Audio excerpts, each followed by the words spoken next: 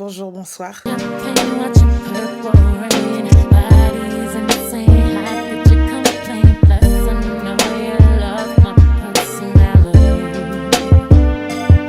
Aujourd'hui, on se retrouve pour un nouvel épisode maternité encore. Théoriquement, on est censé être mardi.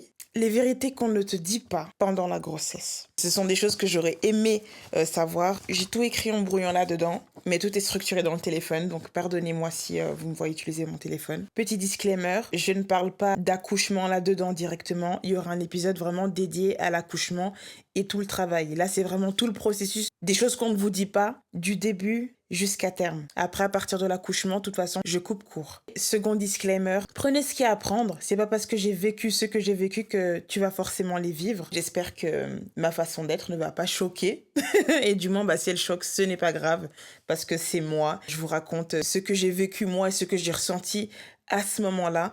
Et qui puisait développer encore aujourd'hui ce que je ressens. On va transitionner maintenant au troisième chapitre. Je me rends compte que la vidéo est longue. J'ai préféré condenser d'une certaine manière. La structure ne change pas, donc tu n'as rien raté. Loyauté, réseaux sociaux, protection de ton cocon. Numéro 26. Ne poste pas ta grossesse en temps réel. Protège ton énergie. Enfin, vous allez tout de suite dire, ah, mais c'est facile, celle-là, elle a posté sur Instagram 3-4 fois pendant qu'elle était enceinte. Oui, mais moi, le jour où j'ai posté, c'est le jour où j'ai accouché. Donc, théoriquement, je n'ai rien posté et je suis restée tellement discrète sur le processus que je peux pas vous recommander quelque chose que je ne fais pas. Et c'est un peu paradoxal parce que je fais aussi un peu partie de ces gens-là qui vont dire faites ce que je dis, pas ce que je fais, parce que, par exemple, je sais pas, je bois beaucoup de sirop. C'est pas parce que j'aime beaucoup boire du sirop que je vais dire à quelqu'un va boire du sirop. Si elle veut m'accompagner, je peux lui en proposer, mais propre à elle-même, de me dire oui ou non. Parce que c'est du sucre, parce que c'est du colorant, parce que c'est pas des très bonnes choses. C'est comme quelqu'un qui fume. Pour moi, c'est normal, c'est légitime, même qu'il y a un fumeur dise non, toi, fume pas. Moi, je comprends pas ceux qui disent ouais, mais toi, tu le fais très bien, pourquoi tu me laisses pas faire? Prenez pas ça comme ça. Moi, je préfère plus prendre de la dimension où ces personnes-là veulent me protéger parce que nous savons que c'est nocif. Pour ma part, je n'ai vraiment pas posté ma grossesse en temps normal. Et c'est quelque chose que je ne ferai jamais. Enfin, en temps réel, je veux dire. Il y en a même qui disent que on doit même jamais vous voir enceinte sur les réseaux sociaux, mais que vous ayez accouché ou pas, parce que ça met déjà une énergie où on vous vise étant enceinte en voyant votre ventre étant enceinte. Et du coup, ça fait qu'il y a comme un truc constant qui se passe. Moi, j'en suis pas là. Mais les gens n'ont pas à savoir en temps et en heure ce que je vis et le pourquoi. Enfin, il y a des limites. Par exemple, là, je me lance dans les réseaux sociaux. Donc oui, il faut quand même savoir en temps et en heure comment est-ce que je m'habille, en temps et en heure avec quoi je me maquille, en temps et en heure chez qui je me pose ma perruque. Oui, il y a des choses. En temps et en heure ce que je mange, la salade que j'aime me faire. Mais il y a des limites. C'est tellement intime. Ah, ça me fait de la peine quand je vois des jeunes filles exposer comme ça leur première échographie et genre elles sortent de chez la gynécologue et tu vois que la date elle est d'aujourd'hui, tu dis putain, tu vas liker le truc parce que c'est Mimi mais tu dis ah Mago, pas comme ça.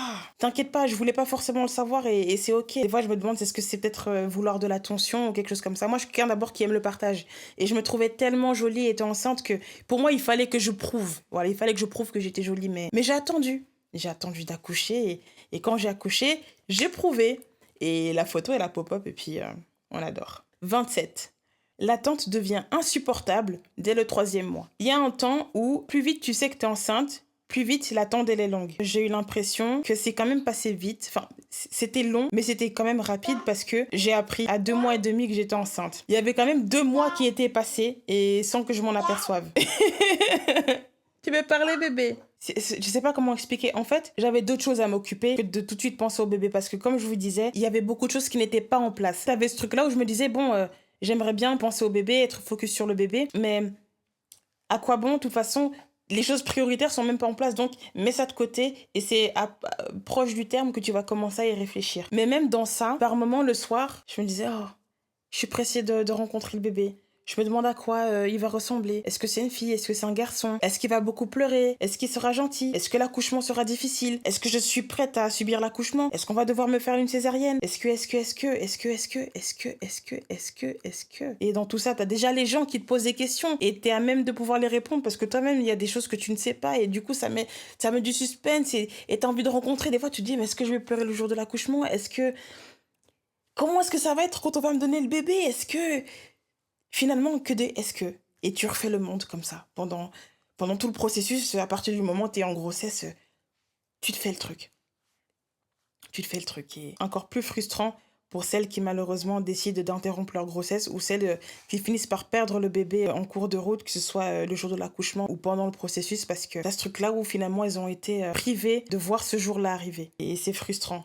Or que nous, ok, on est dans une certaine attente, mais on finit quand même par bénéficier de cette rencontre-là et d'apprendre à connaître le bébé. Mais c'est normal, donc vous sentez pas comme quelqu'un d'impatiente parce que au bout de 3 mois, vous êtes déjà pressé. Enfin, c'est normal et c'est normal.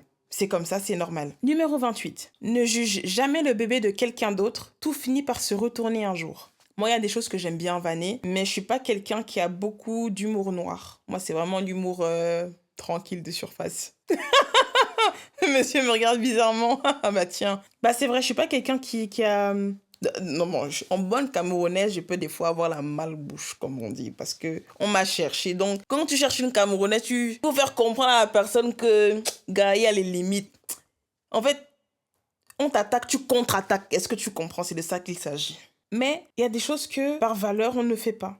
Donc moi, je me suis jamais vue critiquer un bébé. Il y a peut-être des fois où tu peux peut-être avoir une grimace inconsciente quand peut-être tu vois qu'il y a une anomalie ou quelque chose, mais en fait, parce que sur le moment, en fait, t'es peut-être heurté par ce que tu vois à la seconde même. Tu te reprends et tu dis non, c'est pas comme ça qu'on regarde quelqu'un, c'est pas comme ça qu'on regarde un bébé, c'est pas comme ça qu'on regarde un individu. Donc tu détournes le regard et t'y penses plus et tu continues ta route. Mais c'est pas que il faut s'arrêter là, regarder avec mépris. On n'est pas Dieu, on peut pas fabriquer un humain. On peut concevoir un être humain parce qu'il y a les codes pour concevoir, mais on peut pas fabriquer. On n'est pas là pour dire je veux que sa bouche soit dessinée comme ça, que ses cheveux soient texturisés comme ça, ou que sa peau soit de telle teinte. Non, c'est pas comme ça. On n'est pas capable de créer un être humain. On n'est même parfois pas capable de procréer un être humain. Il y a des femmes qui ne peuvent même pas concevoir. Mais elles se moquent des bébés des autres. Revoyez vos priorités. Mais il peut y avoir des bébés plus surprenants que d'autres. Ça peut vanner dans les commentaires. Ah, le bébé, il a beaucoup de cheveux. Oh, le bébé, on dirait un hérisson. Ah, le bébé, il a l'air vieux. Et le bébé, il paye déjà les factures et tout et tout et tout. Enfin, ça en rigole un petit peu. Puis du coup, le parent, il est prêt à recevoir ces remarques-là parce qu'il expose son bébé d'une certaine manière. C'est des choses que je me suis jamais permises, même dans les commentaires. Et j'ai l'impression que ça a bien porté ses fruits parce que mon bébé... est très beau à voir. J'ai un magnifique bébé, rien à dire. Des cheveux magnifiques, une peau parfaite, un comportement gentil, un bébé qui sourit tout le temps, qui rigole tout le temps, qui pleure que par besoin.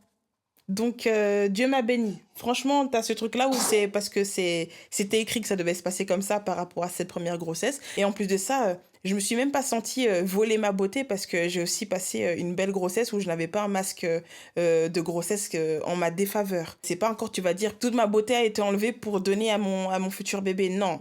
Et j'ai été belle et mon bébé est sorti très beau. Donc, je ne peux qu'être reconnaissante et dire merci que je ne me suis jamais moquée des enfants des autres parce que nous ne sommes pas capables de créer un être humain. Numéro 29. Sois attentive à tes rêves, ton bébé te parle déjà. Il y a cet effet placebo, encore une fois, parce que tu sais que tu es enceinte et donc t'y penses. Et le fait d'y penser peut engendrer certains rêves, certaines pensées, du coup, qui vont... Enfin, il y a des choses de la vie de tous les jours parce que tu y as pensé ou parce que tu as regardé, du coup, tu vas en rêver. Voilà, il y a des choses, c'est la nature, c'est comme ça. Mais il y a des moments où, vous savez, c'est très phasé par rapport à ce que vous pouvez traverser. Il y a des fois, il faut prêter plus attention à certains contextes de rêve. C'est pas trop bien de parler de ces rêves, mais comme c'est déjà passé et que je vous raconterai dans quelles circonstances aussi je suis tombée enceinte et comment est-ce que j'ai pris les décisions, il y a eu des rêves où j'étais très, très sensible à ce que je voyais. Et ça m'a aidé à voir les choses autrement et voire même à prendre mes décisions ou à rester sûre de mes décisions. C'est comme si on veut me faire comprendre les choses d'une certaine manière que dans la vraie vie, on n'est pas capable d'entendre ou qu'on n'arrive pas à percevoir et donc ça vient nous chercher dans les rêves pour nous dire « Ok, prends-toi ton coup parce que dans la vraie vie, tu comprends pas les signes. Donc, je viens t'en informer. » Que ce soit Dieu, que ce soit ton ange gardien, que ce soit qui que tu crois. On veut te faire comprendre des choses et on veut t'aider et tellement des fois... Tu peux te sentir perdu et toi, t'es là, tu rêves, tu te dis « Ah, mais j'ai eu un rêve bizarre, il s'est passé ça. » Non, mais c'est peut-être pas qu'un rêve bizarre. Vois ce que tu traverses dans la vie éveillée et comprends pourquoi t'as vu ça dans la nuit. Est-ce qu'on veut te faire comprendre quelque chose? Et à terme, je me suis vue donner le bain au bébé dans le rêve et ce bébé-là me parlait. J'ai pu décrire son teint de peau, j'ai pu décrire ses yeux et son genre et je lui prenais le bain. Et on se parlait, en fait, dans le rêve, j'étais pas choquée, je vivais mon rêve. Du coup, pour moi, c'était comme la vie normale. Mais quand je me suis réveillée, je me suis dit, c'est une dinguerie, comment un bébé peut parler? Mais c'était tellement évident. Et c'est là, après coup, que j'ai accouché. Et je me suis dit, waouh, comme dans mes rêves. Ah, monsieur, je l'avais dit le soir même, regarde ce que j'ai rêvé ce matin. Trop bizarre. Je dis, voilà, voilà, voilà, voilà. Et il s'est avéré que c'était ça. Déjà, en tant qu'être humain, on est là pour ressentir. C'est pas que les animaux qui ressentent. Mais nous, les filles, on a ce truc-là où ça devient viscéral en devenant maman. Et il faut vous faire confiance. Apprenez à vous écouter. Si vous avez quelque chose, un ressenti qui vous prend, que vous ayez déjà accouché ou pas, ou vous êtes en train d'accoucher, ou écoutez-vous, parce que ce sont vos sens qui se développent. Et l'être humain est fait comme ça. C'est comme les animaux, il y a ce truc-là comme un instinct protecteur, parce que vous êtes en phase là où maintenant vous devenez le mentor de quelqu'un, vous devenez le bouclier de votre enfant. Vous devenez le bouclier de votre foyer. Et du coup, physiologiquement, il se passe quelque chose où on vous transmet ce nouveau petit pouvoir pour vous dire, ok, tu arrives à un nouveau step de ta vie. Donc, tu dois avoir de l'intuition encore en plus parce que tu te développes. Est-ce que tu comprends ce que je suis en train de te dire? Et pendant que tu avances, tout se transforme. Ton corps, ta foi, ton regard sur la vie. Voilà. On commençait déjà à parler de foi, d'esprit, de rêve. Et ça va de soi. C'est tout un ensemble, mais c'est un processus. Ne pas connaître le sexe du bébé te recentre sur l'essentiel. Je disais tantôt que d'un point de vue matériel, on sait qu'on attend un bébé, que tu connaisses le sexe du bébé ou pas. Finalement, ça importe peu parce qu'un bébé, c'est un bébé a besoin de couches, un bébé a besoin de biberon, un bébé a besoin de lait, un bébé a besoin d'un toit.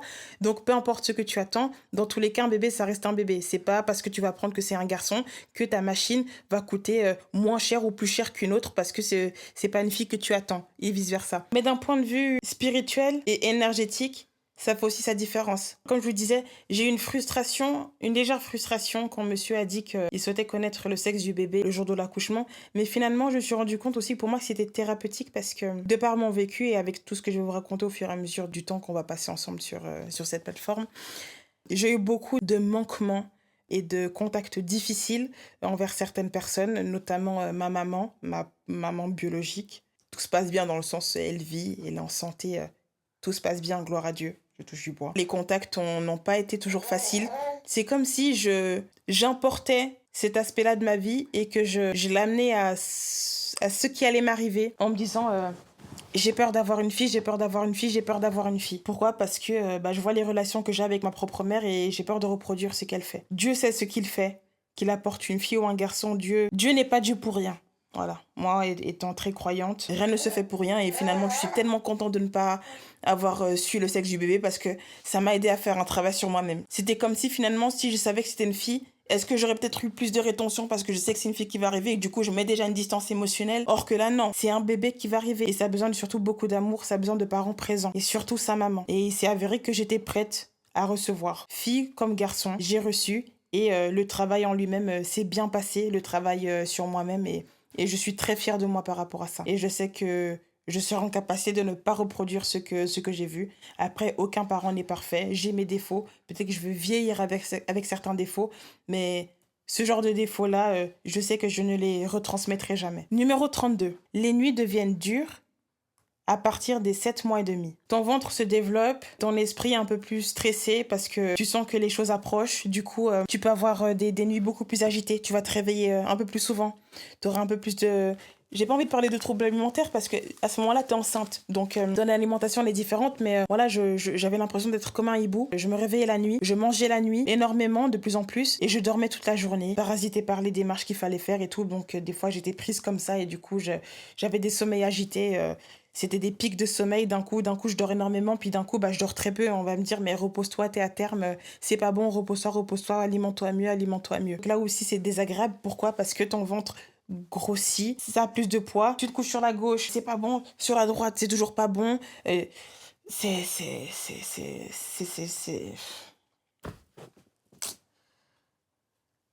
éprouvant.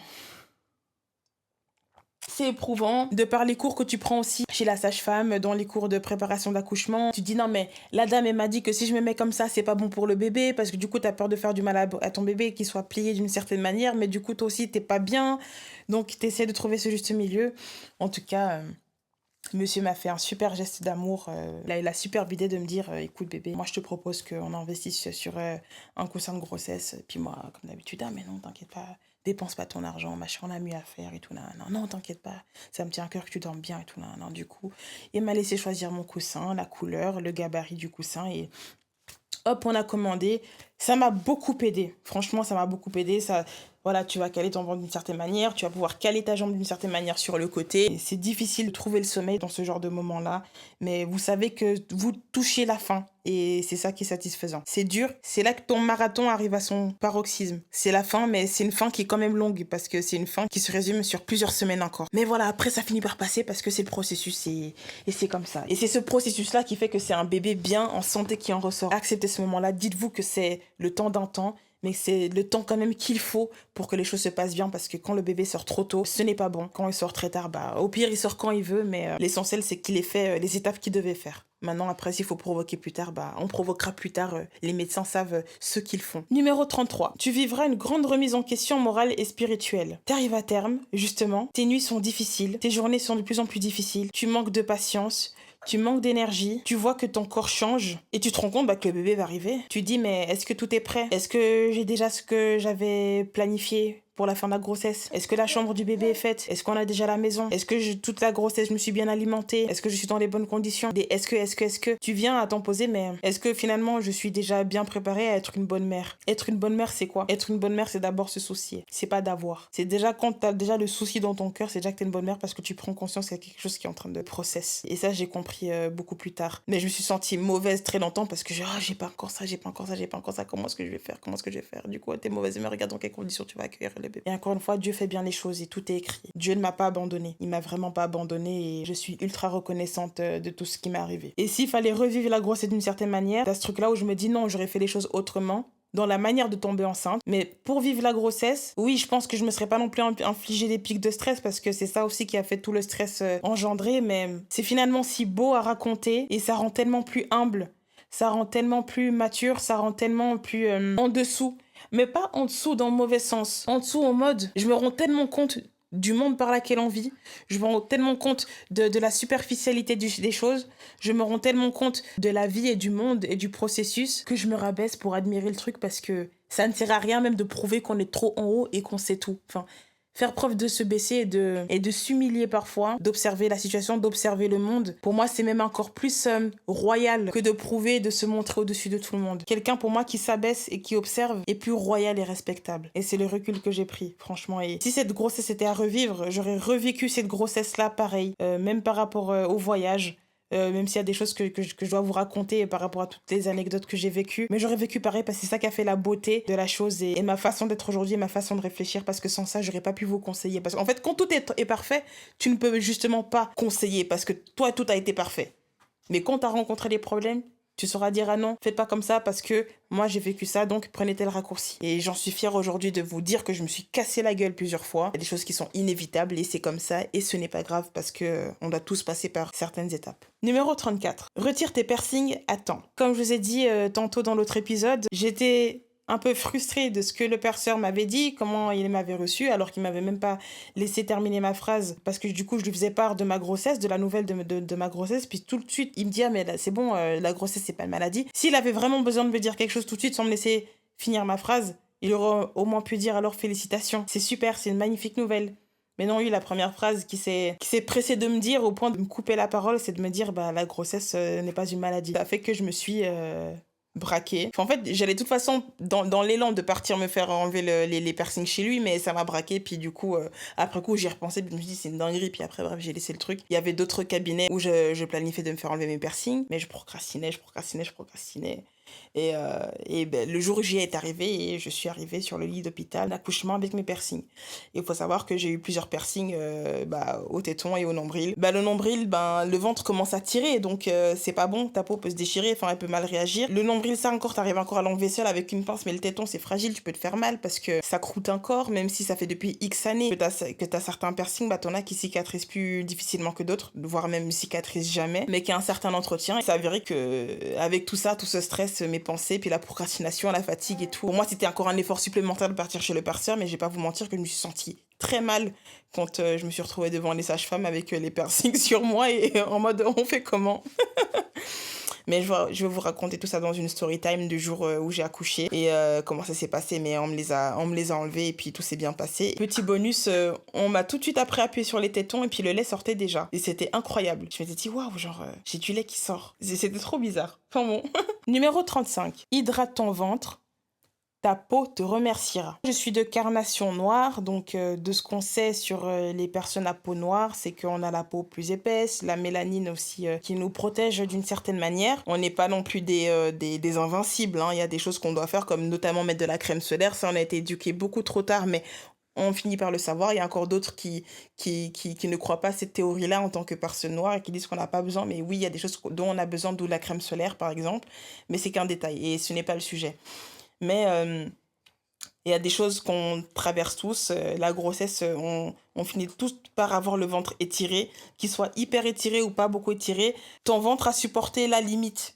Il a supporté de voir ton ventre s'étirer jusqu'à une certaine limite, même si pour toi ou pour d'autres, ce n'était pas beaucoup. Mais toi, ton ventre a été choqué.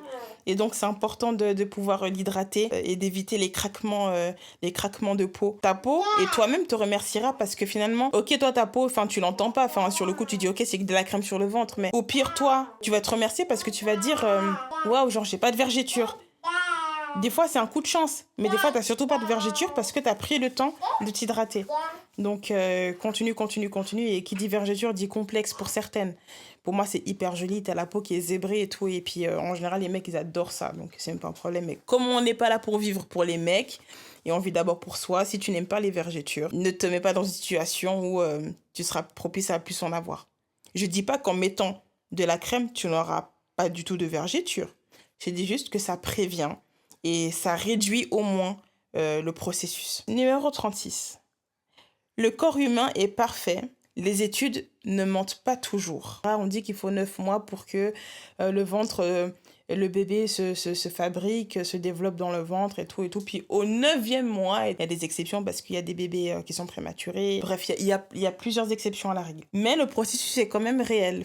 Par exemple, je suis quelqu'un qui fait des ovaires polykystiques, SOPK. Je suis un peu coincée par moment parce que parfois mon corps il n'est pas réglé. La plupart du temps, mon corps il n'est pas réglé. D'où le fait que pour moi, c'était pas forcément évident que je sois enceinte à ce moment-là parce que justement, je connais comment mon corps réagit et voilà, j'ai déjà l'habitude qu'il réagit pas tout le temps et donc pour moi c'était une continuité de ce trouble-là que j'ai depuis mon adolescence. Par exemple, au moment où j'ai appris que j'étais enceinte et que j'étais en train de faire les premières radiographies, échographies, on m'a demandé à quand remontent mes dernières menstrues. Du coup, j'ai eu peur parce que je me suis dit, waouh, mais ça sera caduque parce que moi, déjà, mes menstrues, elles sont mélangées et on les comprend pas trop et tout. Voilà, elle m'a quand même dit, dites-les et puis on va voir ce qu'on va en faire. Et puis, ça coïncidait pile avec sa suspicion parce que voilà, elle était à même de me dire que pour elle, ça faisait tant de semaines que le fœtus était là. Et c'est vrai après coup que quand je lui ai dit la date de mes dernières menstrues, même si elles n'ont pas tout à fait les jours qu'elles devaient faire, ça a révélé l'exactitude du nombre de semaines qu'avait le bébé et le bébé est vraiment bien né. C'est là que je me suis dit, waouh,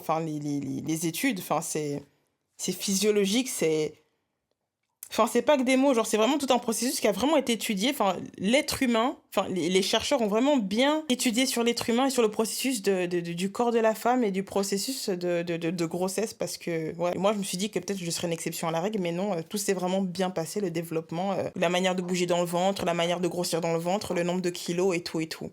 Quoique, il y a eu une petite semaine de retard parce que j'ai accouché 1 semaine après le terme. Mais le process était pareil. Donc, je vois pas pourquoi il faudrait avoir peur parce que votre processus sera différent.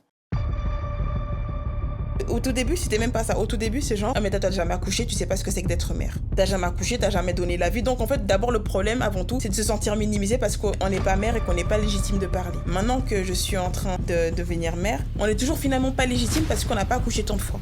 Ne me fais pas culpabiliser d'avoir les facilités, selon toi, d'être en Europe et ma santé mentale, j'ai décidé de couper.